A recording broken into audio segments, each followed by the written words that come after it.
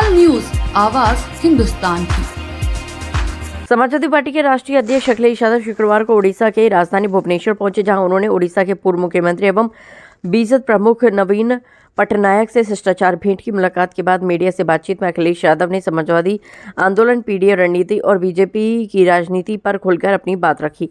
अखिलेश यादव ने कहा कि नवीन पटनायक के पिता बीजू पटनायक के साथ नेताजी मुलायम सिंह यादव ने लंबे समय तक काम किया था, जो एक ऐतिहासिक रिश्ता है। उन्होंने कहा कि आज वह और नवीन पटनायक दोनों ही कहीं न कहीं भारतीय जनता पार्टी से लड़ रहे हैं।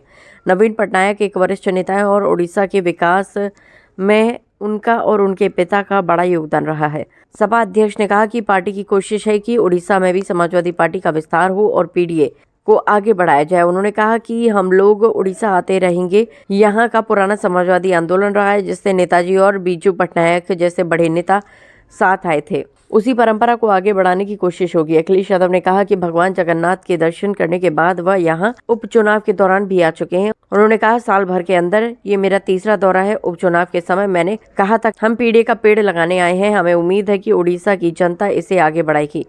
मैं पिछली बार जब आया था भगवान जगन्नाथ जी के दर्शन करके, और उसके बाद यहाँ बाई इलेक्शन में भी मैं पहुंचा था।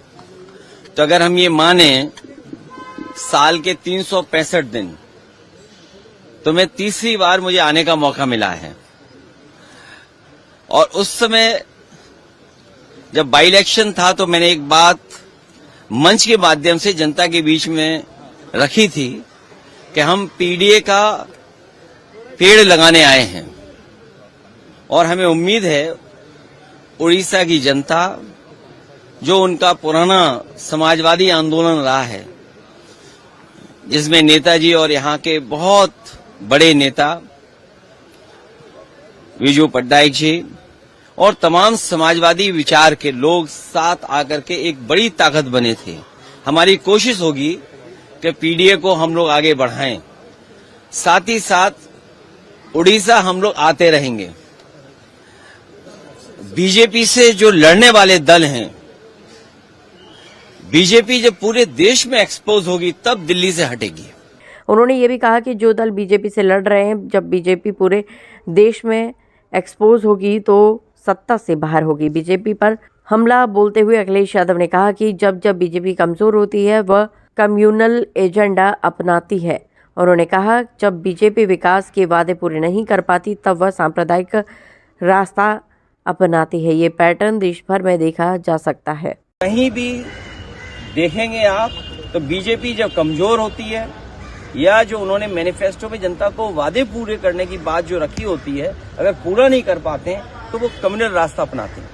सर, यहाँ पे इसीलिए समाजवादी पार्टी डिवीजन की पॉलिटिक्स नहीं करना चाहती। हम सबको जोड़ के राजनीति करना चाहते हैं। यही विजन जो कार्यक्रम जगह जगह कर रहे हैं, डिवीजन की पॉलिटिक्स खत्म हो, लोगों को जोड़ के एक साथ चलने की पॉलिटिक्स हो। सर, बीजेपी स्वयं कह रहा है कि महाराष्ट्र इलेक्शन में इस बार उनका सरकार बनेगा, जो ठाकरे का सालों से राज था वो हटेगा। और महाराष्ट्र में भी कर रहा है। बीजेपी से सीखने को भी बहुत कुछ है। वो पॉलिटिकल पार्टी नहीं है, वो पॉलिटिकली प्रोफेशनली रन करते हैं अपने आप। और जो नया जमाना है डाटा चोरी का, कभी सोचा था आपने 5 साल पहले, 3 साल पहले कि इलेक्शन होने जा रहा हो, कोई पॉलिटिकल पार्टी अपनी एजेंसियां लगाए और डाटा चोरी करने के लिए जाए? तो ये नए तरह की चीजें हैं। प्रोफेशनल पॉलिटिक्स करती है बीजेपी। बीजेपी प्रोफेशनल गिनती करके, डेटा पे एक एक बिंदी बैठा करके तब फैसला लेते हैं। इसलिए जिसको हराना है बीजेपी को, उसको उसी तरीके से तैयारी करनी पड़ेगी।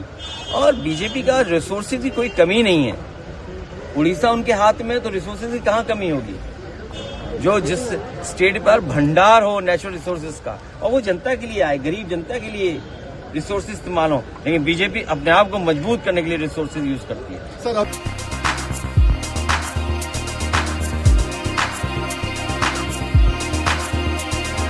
तत्काल न्यूज, आवाज हिंदुस्तान की।